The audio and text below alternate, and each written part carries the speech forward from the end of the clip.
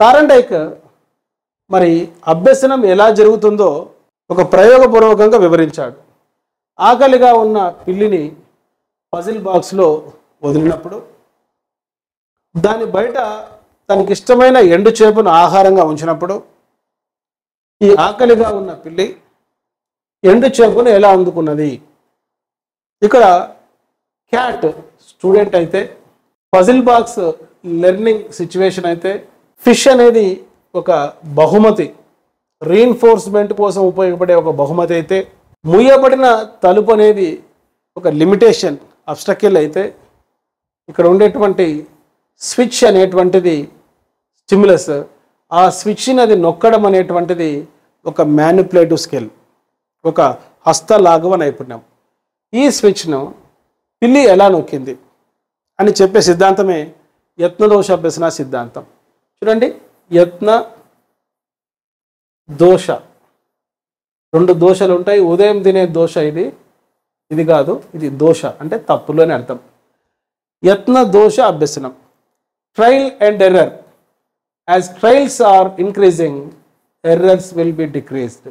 ఇది సింపుల్ సూత్రం. ఏదైనా ఒక పని చేసేటప్పుడు, ఏదైనా ఒక నైపుణ్యాన్ని నేర్చుకునేటప్పుడు, అది సైకిల్ తొక్కడం కావచ్చు, మోటార్ సైకిల్ కావచ్చు, కార్ డ్రైవింగ్ కావచ్చు, ఈత కొట్టడం కావచ్చు, అక్షరాలు రాయడం కావచ్చు, ఇంగ్లీష్లో మాట్లాడడం కావచ్చు, ఆన్లైన్ టెస్టులు ప్రాక్టీస్ చేయడం కావచ్చు. సింపుల్.